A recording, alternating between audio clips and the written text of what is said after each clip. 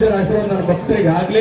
ಹಾಗಾಗಿ ನಾನು ತುಳಂತಿನ ಕರೆ ಭಕ್ತರು ಮುಟ್ಟಿ ಕೊಟ್ಟಿರ್ತಕ್ಕಂಥ ದಾವೆ ಬಂದು ನನಗೆ ತುಲಾಭಾರ ಮಾಡೋದಕ್ಕಿಂತ ತಾವು ₹1 ನಾಣ್ಯವನ್ನ ಮುಟ್ಟಿ ಒಂದು ಜೋಳಿಗೆ ಬರ್ತದ, ಆ ಜೋಳಿಗಳಿಗೆ ಹಾಕಿದ್ರಿ ಅಂದ್ರೆ ಅದೇ ಜೋಳಿಗೆ ಅಂತಂದು ತುಲಾಭಾರದಲ್ಲಿ ಪರಮ ಪೂಜ್ಯರು ತುಲಾಭಾರವನ್ನ ಮಾಡ್ತೀವಿ.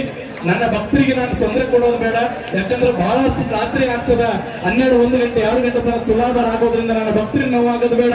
ಎಷ್ಟೊತ್ತಿದ್ರು ಸಹ ನನ್ನ ಭಕ್ತರು ನನ್ನ ಮಕ್ಕಳಿಗೆ ಸದಾಕಾಲ ನನ್ನ ಆಶೀರ್ವಾದ ಇರ್ತದೆ. ನನ್ನ ಆಶೀರ್ವಾದ ಸದಾಕಾಲ ನನ್ನ ಮಕ್ಕಳಿಗೆ ಇರೋದ್ರಿಂದನೇ ಈ ವೇದಿಕೆಯಲ್ಲಿರುವಂತ ಎಲ್ಲ ಪರಮ ಪೂಜ್ಯರ ಆಶೀರ್ವಾದ ಸಿಗ್ಲಿ ಅಂತ ಅಪ್ಪ ಕನಸು ಕಟ್ಕೊಂಡಾರ. ಹಾಗಾಗಿ ಆ ಕನಸನ್ನ ತಾವೆಲ್ಲರೂ ನನಸು ಮಾಡ್ಬೇಕಾಗಿತ್ತು ಅಂದ್ರೆ ಅಪ್ಪರ ತುಲಾಭಾರ ಈಗ ನಿಮ್ಮ ಹತ್ರ ಒಂದೊಂದು ಜೋಳಿಗೆ ಬರ್ತದ, ಎಲ್ಲರ ಹತ್ರ ಜೋಳಿಗೆ ಬರ್ತದ, ಅಲ್ಲಿ ಕೂತಾರೆ.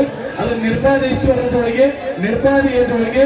ಆ ಜೋಳಿಗೆಗೆ ಭಕ್ತಿಯಿಂದ ತಾವು ಸಂಕಲ್ಪವನ್ನ ಮಾಡಿ ಒಂದಿಷ್ಟು ನಾಣ್ಯಗಳನ್ನ ಹಾಕಿದ್ರಿ ಅಂದ್ರ ನಮ್ಮ ಅಪ್ಪನ ತುಲಾಭಾರಕ್ಕ ಅದೇ ನಾಣ್ಯವನ್ನ ಅರ್ಪಣೆ ಮಾಡ್ತೀವಿ. ಆ ನಾಣ್ಯದಿಂದ ಅಪ್ಪನ ತುಲಾಭಾರ ಮಾಡ್ತೀವಿ.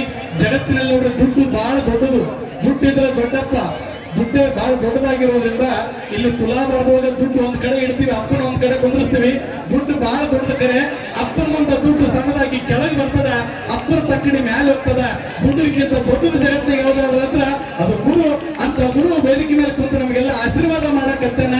ಅಂತ ಗುರುವಿಗೆ ನಾವೆಲ್ಲ ಆ ಬರುವಂತ ಜೋಳಿಗಳಿಗೆ ದಕ್ಷಿಣೆಯನ್ನು ಹಾಕಿ ತುಲಾಭಾರ ಸೇವೆಯನ್ನ ಸಮರ್ಪಣೆ ಮಾಡ್ಬೇಕಂತ ಹೇಳ್ತಾ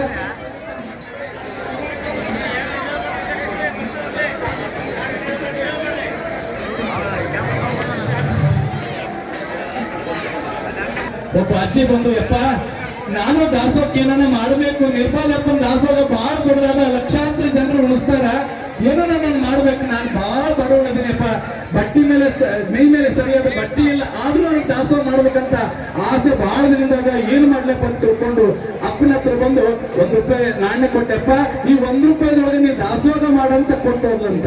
ಅದಕ್ಕೆ ಅಪ್ಪ ಏನು ಮಾಡಿದಂತ, ನೀ ಕೊಟ್ಟಿರ್ತಕ್ಕಂಥ ₹1 ಈಗ ವಚನ ನೃತ್ಯ ಪ್ರಾರಂಭ ಆಗ್ತದೆ. ಆ ಒಂದು ವಚನ ನೃತ್ಯದ ನಂತರ ಇನ್ನ ಪರಮ ಪೂಜ್ಯರ ಆಶೀರ್ವಚನ ನೀಡುವಂತವರಿದ್ದಾರೆ. ಅಲ್ಲೆಲ್ಲ